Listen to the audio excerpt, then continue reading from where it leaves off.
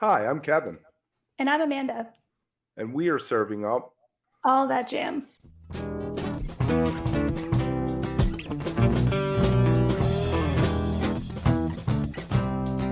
All That Jam, Quick Hit.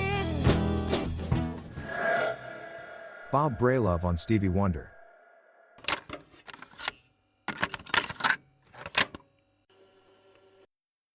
All right, so let's get back. You worked with Stevie Wonder. You want to talk a little bit about how that happened, what you did for him, with him?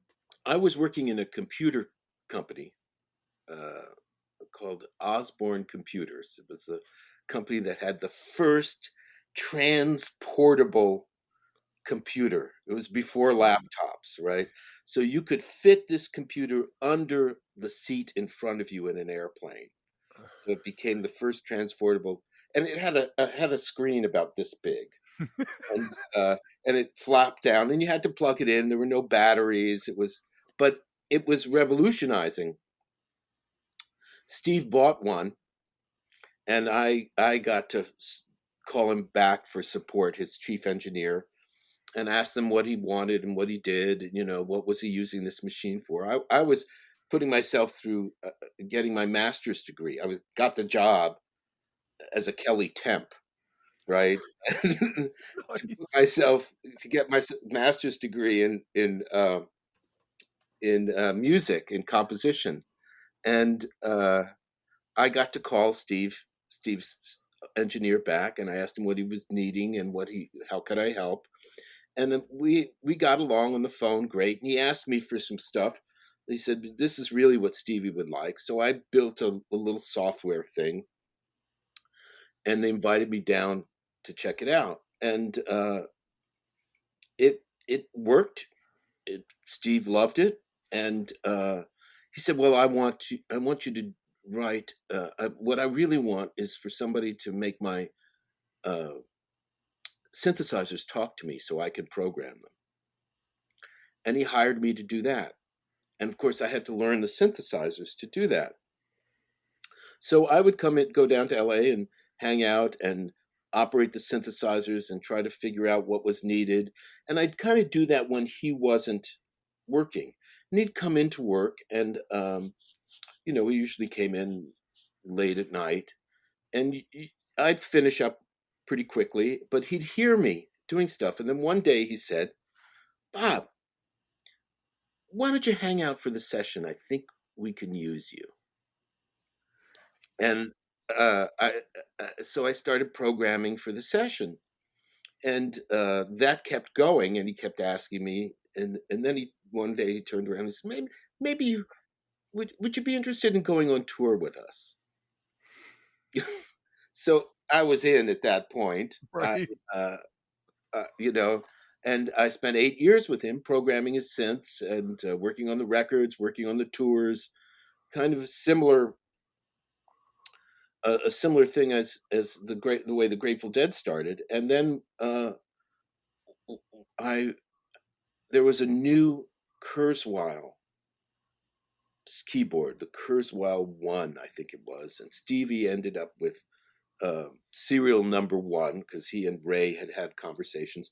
Ray's father was a composer, and so Ray was trying to get a realistic piano sound out of the Kurzweil. Also, many other beautiful sounds were in there.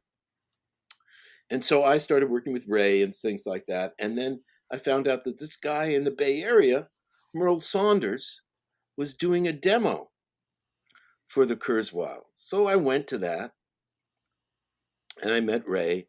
And then a couple of years later, um, I was doing a Grammy show with Stevie, Herbie Hancock, Howard Jones, and Thomas Dolby. Nice.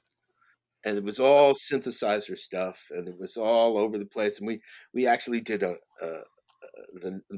night before the show, there was a rehearsal in Stevie at Wonderland Studios, and we did what was it, bloopers, one of those blooper shows where we lost all the information that Herbie needed, and it was just of course, I was trying to work and all this stuff was happening on top of it. So I was a bit frustrated. And I remember, I, I had to make sure that there was a convincing loss of data. So I just said, "Oh shit, oh fuck," and somebody leaned over and said, "Bob, you can't say that."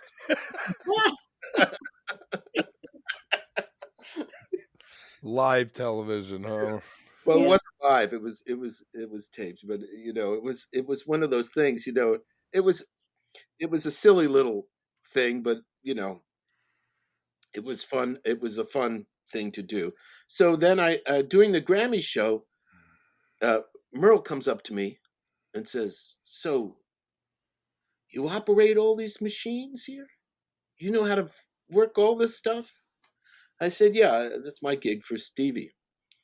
And he said, "You ever interested in uh, doing soundtracks for television?" I said, "Sure, I'd love to do that." And that was the Twilight Zone. So that Okay. was the first time. I mean, I saw the Grateful Dead when I was in high school once, and I had Working Men's Dead and American Beauty, but was not. And I loved the show, but was not. I didn't consider myself a full Deadhead, and I was working in Motown and pop and stuff like that. So for the Twilight Zone, he had me sample everybody, and I individually met all the band members and things like that. So that was the transition into getting to know those guys and really getting to understand uh, what the difference is. Mm. It's it was not the same. Right. Mhm. As working with Stevie, right? Right. Right. And look, Stevie is an amazing musical genius. It just uh, it, working with Stevie let me know how bright the light could shine, because it was.